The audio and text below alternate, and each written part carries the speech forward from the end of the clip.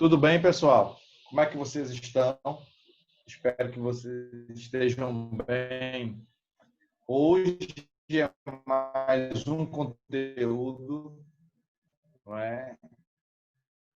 Do nono ano, uma aula. Hoje, uma situação importante, que é a participação do Brasil e o surgimento da ONU. Inclusive, a ONU está fazendo 75 anos. Não é isso? Então, pois bem,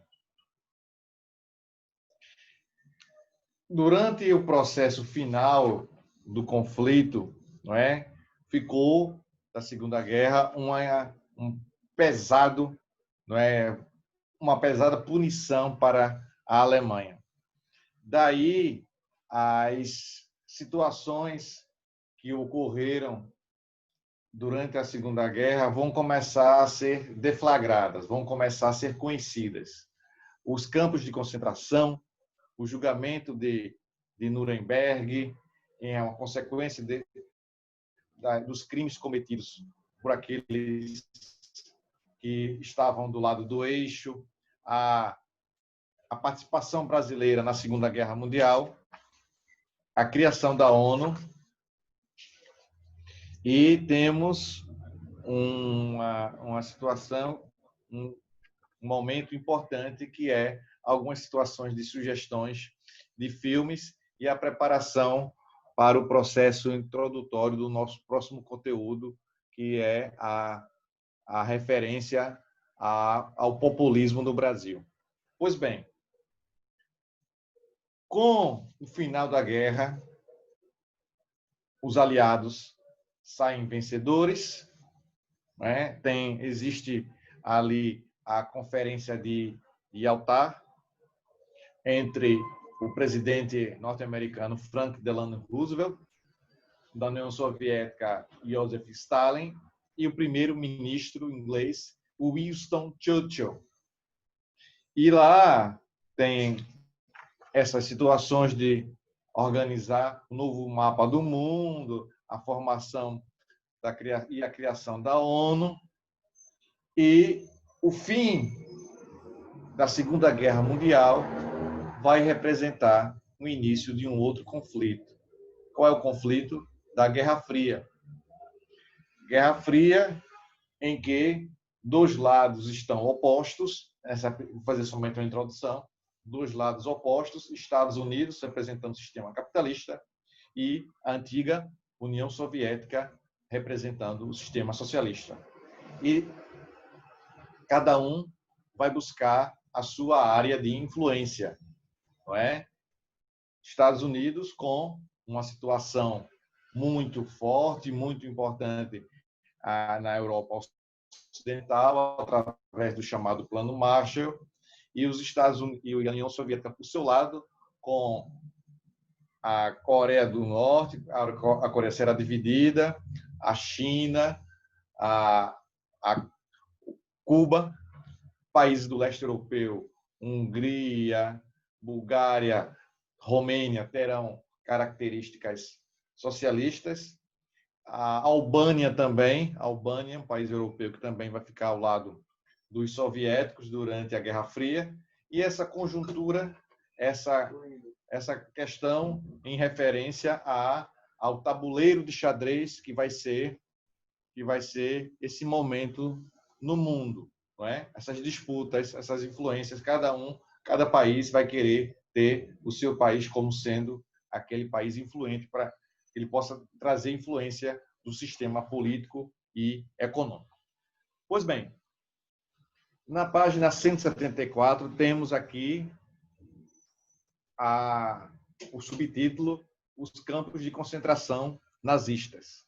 Então, os campos de concentração serão evidenciados as atrocidades, o extermínio de pessoas. Cerca de 6 milhões de judeus foram mortos durante esse período. E, logo numa escala importante, é bom salientar também que, além da grande morte, esse holocausto a morte dos judeus, tivemos também países que perderam muito os seus habitantes, seus habitantes com relação ao período de Segunda Guerra. A União Soviética, o Japão, a França também foram países que perderam muito dos seus habitantes. Pois bem, temos aí os campos de concentração nazistas. A Segunda Guerra Mundial foi um período bastante delicado e triste da história da humanidade. Além de um conflito que reuniu direta ou indiretamente quase todas as nações do mundo, tendo vitimado muitos militares, manchou de sangue a história por causa da criação pelos nazistas dos campos de concentração que promoviam o extermínio em massa. Esses campos de concentração eram confinamentos militares, em grandes extensões de terrenos, geralmente cercados por arame farpado. Para esses campos eram levados prisioneiros de guerra, não é? Mas principalmente judeus e outros povos que os nazistas não consideravam pertencentes à raça ariana. Esses campos de concentração descumpriam o Acordo Internacional de Genebra. Acredite-se que milhões de pessoas foram mortas sob tortura e em câmara de gás. Em muitas ocasiões eram feitos estudos baseados na eugenia, não é? Então, eugenia é defesa de uma raça pura, de uma raça superior à outra. Em muitas ocasiões eram feitos estudos baseados na eugenia. Os campos de concentração mais conhecidos foram Auschwitz, Birkenau, na Polônia, Bergen-Belsen, Buchenwald, na Alemanha, e Bolzano, na Itália. E daí tivemos o julgamento de Nuremberg. Os crimes cometidos por Mussolini e seus seguidores durante a Segunda Guerra Mundial foram bastante violentos e atentavam diretamente contra a humanidade. Além do conflito em si, os campos de concentração e as torturas e as câmaras de gás apontavam a crueldade dos nazistas e fascistas contra aqueles que julgavam ser pertencentes à raça inferior. Milhões de inocentes foram mortos, a maioria judeus, cerca de 6 milhões, principalmente nos campos de concentração. Eu acredito que o número de russos mortos durante a Segunda Guerra vai ser maior do que a de judeus, não é? Oficialmente, a Segunda Guerra acabou com a rendição dos japoneses em 2 de setembro de 1945. Meses depois do suicídio de Adolf Hitler, que não aceitava a derrota no conflito, findada da guerra, foi estabelecido um tribunal militar internacional para julgar os crimes contra a humanidade cometidos pelos nazistas e fascistas, instalado em 20 de novembro de 1945.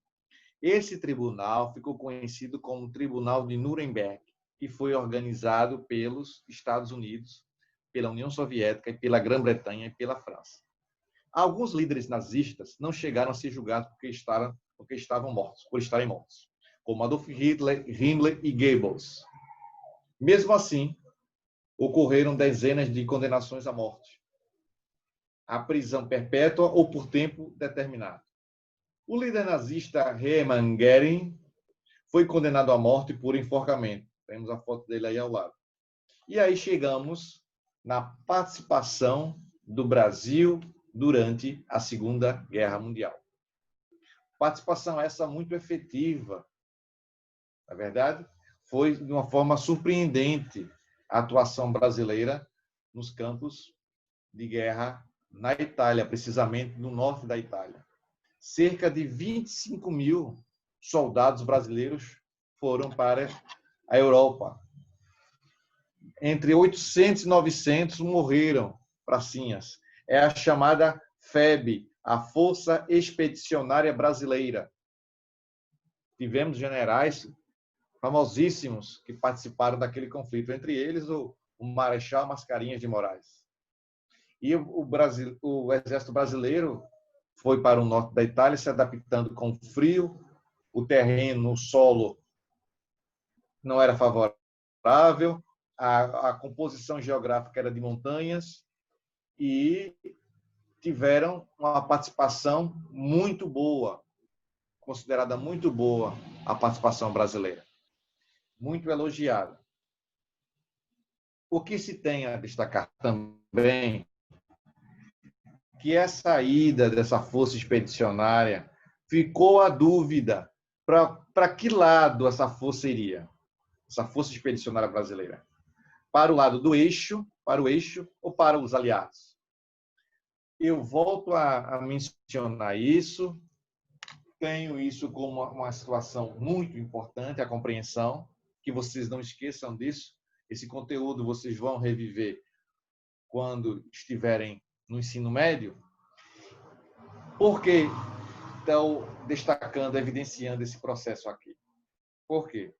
Porque o Estado Novo, a partir de 37, dava ao governo brasileiro características semelhantes ao regime fascista, ao eixo. E politicamente, ideologicamente, o governo brasileiro estava mais próximo do governo fascista, ou seja, próximo do governo de Mussolini e de Adolf Hitler do que dos aliados. Mas isso, ideologicamente, na prática, isso não aconteceu. Vargas fez uma opção pelos aliados. E essa opção se baseia também nas questões econômicas, que nós já estudamos, já vivenciamos. Concepção essa que se baseia no apoio norte-americano à construção de uma indústria de base aqui em nosso país. Deu para entender? Pois bem, vamos agora na página 175. O Brasil na Segunda Guerra. Vamos detalhar, destrinchar essa situação. Ok? Pois bem, a Segunda Guerra Mundial é considerada por muitos historiadores como o maior conflito da história da humanidade, tendo vitimado milhões de pessoas inocentes e militares e envolvido praticamente todos os continentes e a maioria das nações, inclusive o Brasil. Enquanto a Europa estava em franco conflito, intensificado a partir de 1939 com a invasão alemã à Polônia, o Brasil vivia um período de ruptura desde o início dos anos 30, quando a velha República passava por dificuldades. Quando a Segunda Guerra Mundial eclode, acontece, quando a Segunda Guerra Mundial surge, já tinha estabelecido sua ditadura há 2 anos. Que foi que eu disse? Quando a Segunda Guerra, em setembro de 39, acontece, 2 anos antes já havia sido instalado aqui o regime Estado Novista, que já foi mencionado, foi destacado por mim, vivenciado por nós, de que foi, na verdade, um plano governista de se manter o poder, justificando a lei, alegando, aliás, desculpe, que o plano Cohen seria um plano efetivamente dos comunistas para tomarem o poder no Brasil. Daí viu a necessidade de implantação desse golpe e a permanência de Getúlio Vargas no poder. Pois bem, quando Getúlio Vargas já havia estabelecido há 2 anos, conhecida como Estado Novo, era visível sua simpatia por regimes totalitários e autoritários. Mesmo assim, publicamente, apoiava os nazistas e fascistas no conflito mundial. Até o ano de 42, o Brasil não havia entrado em conflito, buscando, de certa maneira, de certa forma, evitar, pois acreditava ser um custo alto para um país que ainda vivia certa instabilidade, fruto das contradições econômicas desde a proclamação da República. O fato que fez Getúlio Vargas mudar de opinião e passar a apoiar os Estados Unidos e a União Soviética contra os nazistas foram os ataques a embarcações brasileiras no Oceano Atlântico, realizados por submarinos alemães. Um momentinho só.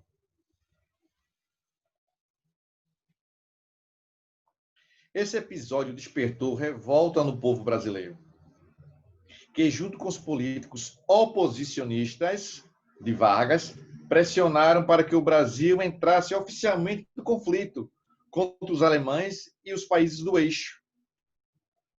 Apesar do fato ocorrido, o que é o fato ocorrido? O ataque às embarcações brasileiras, não é? Realizado por submarinos alemães. A entrada do Brasil na guerra deu-se oficialmente apenas em 1944.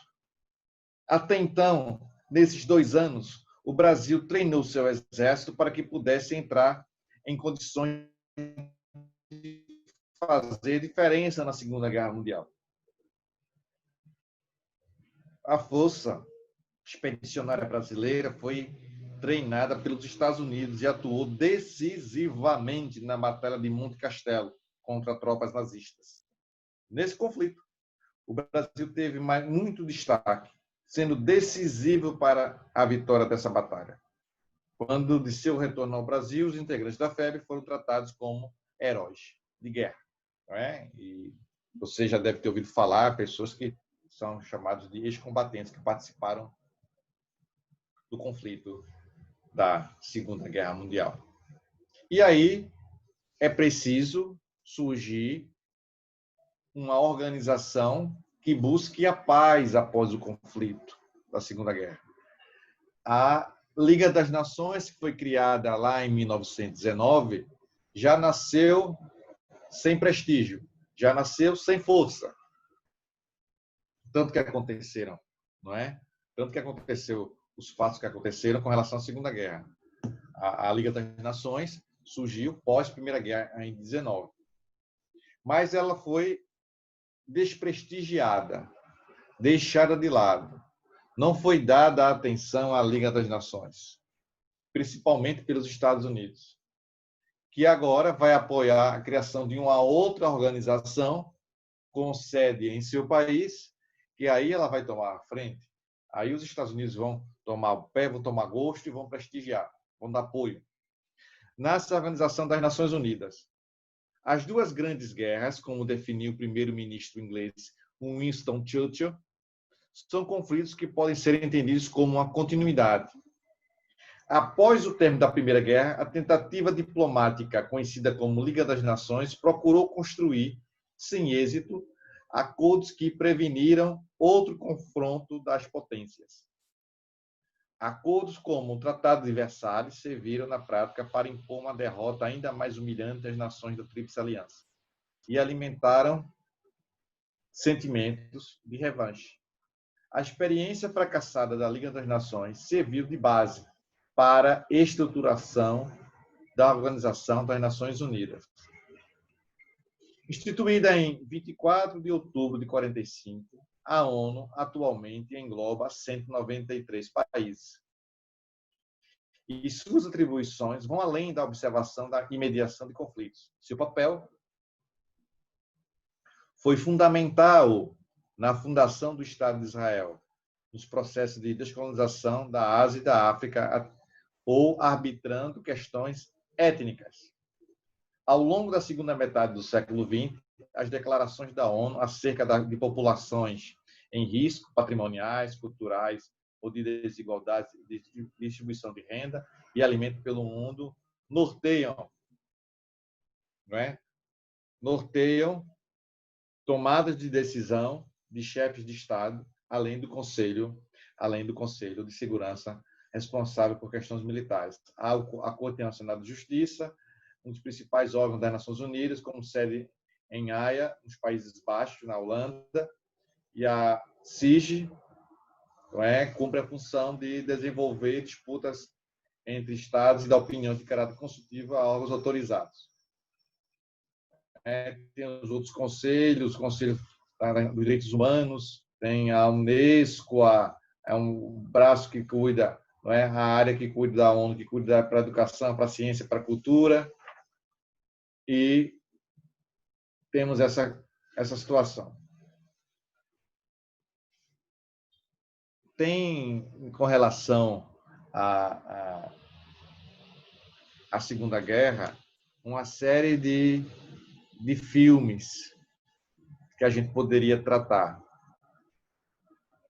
E eu assisti recentemente um filme chamado O Incrível, 1914. Trata de um corredor americano preso pelos japoneses durante a Segunda Guerra Mundial. É um filme que tem algumas cenas, bem verdade, que são fortes, mas Pearl Harbor é interessante você assistir, Coração de Ferro é interessante você assistir,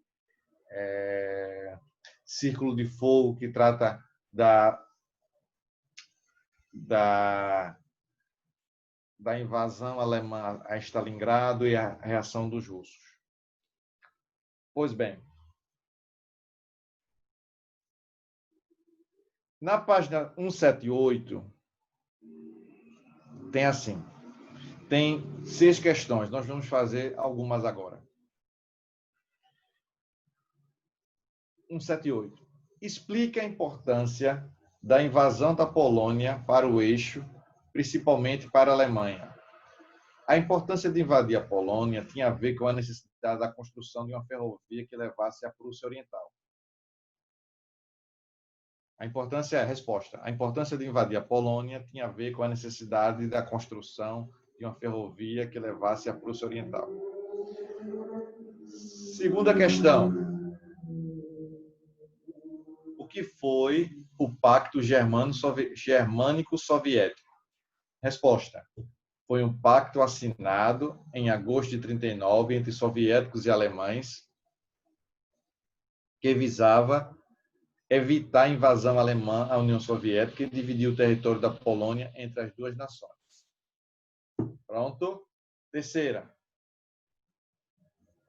Na invasão alemã à Polônia, o mundo conheceu a Blitzkrieg. Comente. A Blitzkrieg, a Guerra Relâmpago, foi um ataque estratégico em que usou ataques coordenados ao mesmo tempo de infantarias, tanques e aviões. Beleza? E, para finalizar esses exercícios, quinta questão. Os Estados Unidos demoraram a entrar no conflito de forma direta, em função de altos gastos que teriam. Explica o motivo que levou os norte-americanos a declararem guerra ao eixo. A resposta. O estopim para a entrada dos Estados Unidos na Segunda Guerra foi o ataque japonês à base norte-americana de Pearl Harbor, no Havaí, em 7 de dezembro de 41. 7 de dezembro de 41. Temos também essas atividades, não é, de múltipla escolha. Na página 183, você deve fazer essas questões também. Devem fazer. Beleza? Devem fazer. O capítulo 8, ele fala sobre a questão da bipolaridade, a nova ordem mundial, a Guerra Fria, a rivalidade entre Estados Unidos e União Soviética. Eu vou deixar essa atividade, esse conteúdo para uma outra situação, em outro momento, e quero, não é, ressaltar com vocês a questão que fala sobre a Revolução Cubana que aconteceu em 1959. Então, essa Revolução Cubana tem que ter atenção em quê, inicialmente? Aquilo que eu bato na tecla há anos com vocês. Vocês têm que estar atentos ao significado dos termos. A revolução significa uma mudança de estrutura. Que estruturas são essas? Política, econômica e social. Perfeito? E essa política, essa estrutura econômica, essa estrutura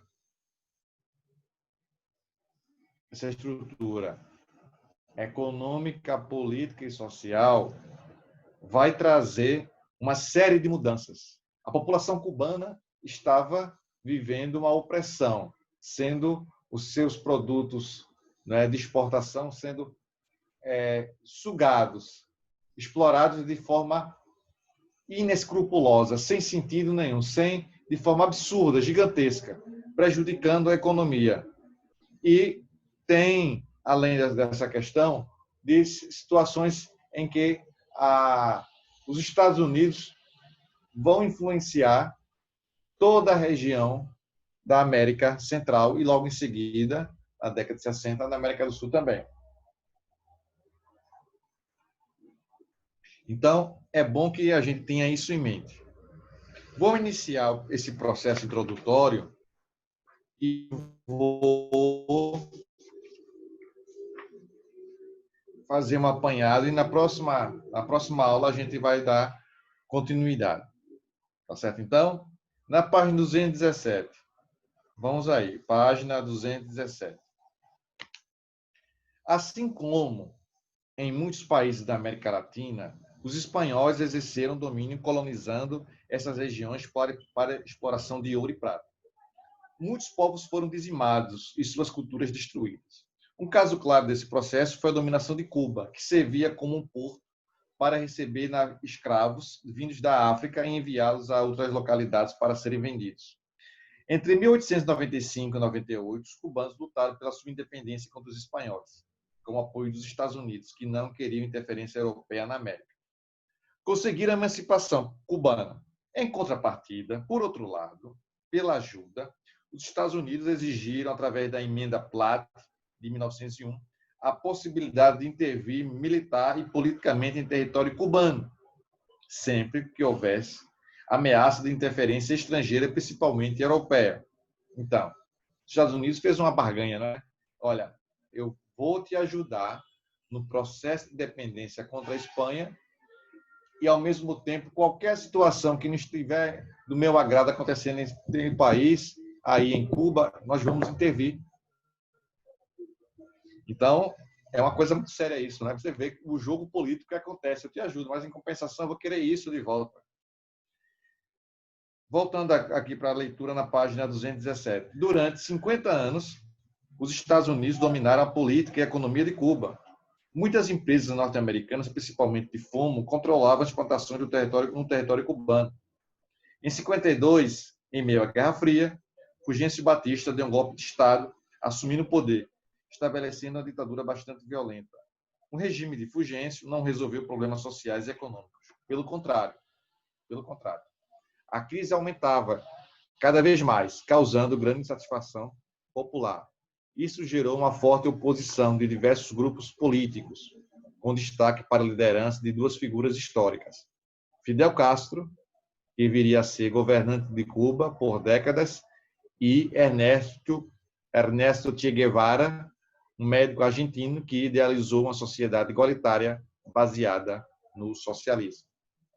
E a partir da próxima aula a gente vai aprofundar um pouco mais essa biografia de Fidel Castro e de Ernesto Che Guevara.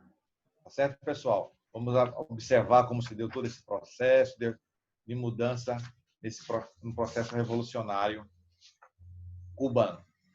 Então, eu espero que vocês tenham compreendido esse conteúdo inicial, né? A parte introdutória, mas que eu fiz com relação à Revolução Cubana e o processo de finalização da Segunda Guerra Mundial. Tá certo, pessoal? Cuidem-se bem, estudem, se dediquem. Qualquer dúvida, mandem pelo aplicativo. Eu deixei algumas atividades aqui, não é? Só reforçando, para que vocês possam realizar questões, não é? Que vão ajudar vocês demais. Na página 183. Beleza? Tchau, pessoal. E até a próxima. Tchau.